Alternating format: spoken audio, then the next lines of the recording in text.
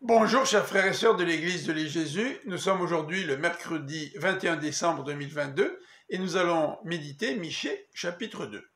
Au chapitre 1er, l'auteur annonce le châtiment qui attend Israël et Juda. Au chapitre 2, il décrit le péché de ces deux royaumes. Michée s'élève contre les injustices sociales et les faux prophètes. Les injustices sociales, versets 1 à 5. Ce sont des actes prémédités, selon le verset 1er.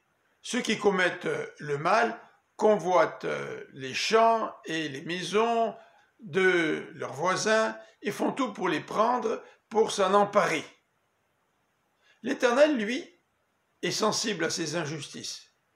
C'est la raison pour laquelle il projette d'envoyer un malheur contre son peuple. Son peuple vole les biens d'autrui, mais lui aussi sera volé par ce peuple étranger qui va venir l'envahir.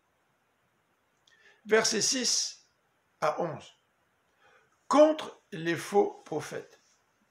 Ces derniers annoncent un message pour plaire aux grands, à ceux qui exploitent les petits, à ceux qui volent leurs maisons et leur patrimoine. Ces faux prophètes ne cautionnaient pas le message de Michée qui annonçait le châtiment à venir. D'après eux, ce n'était pas de cette façon-là que l'Éternel allait agir envers son propre peuple. Au verset 12 et 13, Michée passe de la dénonciation des injustices sociales et des accusations contre les faux prophètes à une promesse destinée au reste du peuple. L'Éternel va réunir ces restes et sera pour eux comme un berger et un roi qui marchera à leur tête. Parfois, nous entendons dire que le Dieu de l'Ancien Testament n'est pas le même Dieu que le Nouveau. Dans le Nouveau, Dieu est un Dieu d'amour. Dans l'Ancien, Dieu est un Dieu de vengeance. Mais pensons-y deux fois. L'ampleur du jugement de l'Éternel n'a d'égal que les profondeurs des injustices sociales.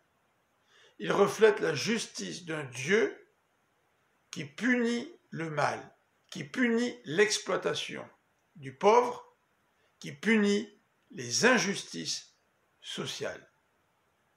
Si Dieu n'intervenait pas, nous pourrions alors l'accuser de ne pas être un Dieu juste et qui défendrait le pauvre, celui qui est exploité, celui qui est l'objet d'oppression.